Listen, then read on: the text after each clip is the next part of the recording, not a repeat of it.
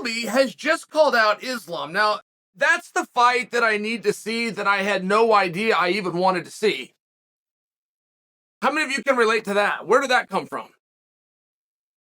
Colby just called out Islam. In fact, he went further. He said, I'll only need 3 rounds. I'm sure it'll be scheduled for 5. He said he'll never get up. I will take him down. I'll show him American wrestling. So on and so forth, as I suspect you could imagine Colby would say about that matchup. But hold on a second, because that could happen. That could very realistically happen. You know, one thing that I personally give Islam a lot of credit for, and I hope you guys do too, the belt is a byproduct. The money and the fame are byproducts. Islam is a true competitor. Islam just wants to make his coaches proud. The late, great coach Nurmagomedov, and now the late, great coach's son, Khabib Nurmagomedov. But Islam just wants to take those skills, take that hard work, showcase it, and bring honor back to the gym. And I bring that to you because getting Islam to fight Colby Covington would be no problem. Whereas anybody else would get hung up on titles and belts and what's this mean? You just have picked the one guy, the one and the only guy, where that isn't going to factor in. Now, I'm not proclaiming for you that now they get a fight. It's not as though Dana's not going to have an opinion on the matter. But there has been a few things going on where it can create a real logjam. I mean, we have a date booked right now for Islam's next title defense.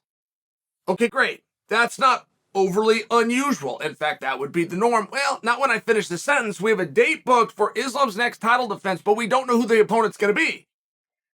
That is very unusual. The fact that the contenders, in this specific case, Charles and Darush, the fact that the contenders are booked, they have a job, they have a paycheck, they have a purpose, and the champion doesn't, is unusual.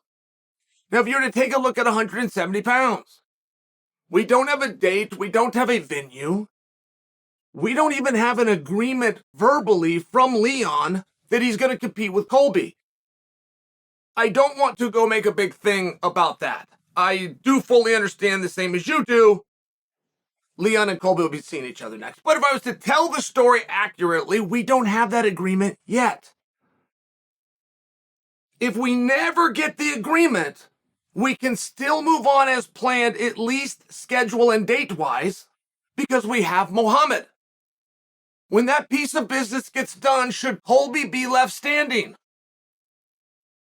and Colby chooses to start going after Islam, who chooses to want to answer, it's very tough at anything in life to do a favor, but when the same thing comes back and you want the exact same thing as the favor that you've already done, the exact same person tells you no. It's very rare. It happens, but I will just share for you, talking as though Islam can't go do a champ thing or he must stay here when he already gave a 45-pounder the opportunity.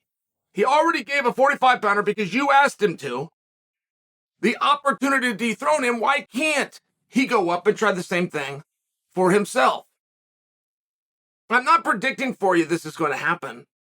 I'm not going down that road, because what we would need and able to hedge our bets or start to drive us a little closer to that cliff, if we would need a history of Islam to speak up.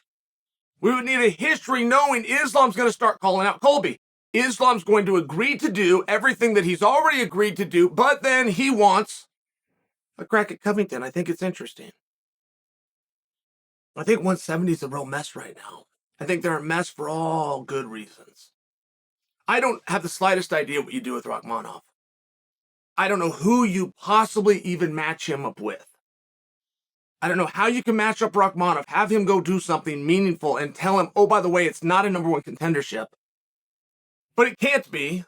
We don't even have the championship fight booked. And whenever we get it booked, whoever comes out of that already is going into Muhammad. So your fight it's a really hard spot. It's really unusual. Kamaru Usman has been radio silent. Everything, including retirement, appears to be on the table for Usman. But when I say everything, I literally mean that. While I'm talking retirement could be on the table, so is a title fight.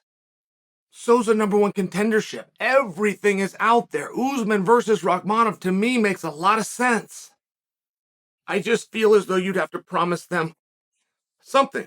You gotta put something on it, as the kids say. And it would be a massive turn out of nowhere if Colby, who's one victory away from being king of that division, all of a sudden gets his sights set on a fellow king at a different division. It was something that would have to be considered. It could be laughed off, believe me. I've seen it when things get dealt with and they get laughed off. But the mandate of the masses has always won out. So either you guys want to see that fight a whole lot or you don't. And up until this morning, you were never even presented with it. Colby versus Islam is a very interesting matchup. That's all that I'm saying. Colby has already struck first and says that he wants to do it. That's all that I'm saying. Islam is not likely to fire back and take the bait. However, Islam would like to collect as much hardware as possible. He's already done what his mentor did, which is win the 55-pound title. Perhaps inside, he'd like to do something that his mentor did not attempt to do. In this case, maybe he wants that 70-pound title.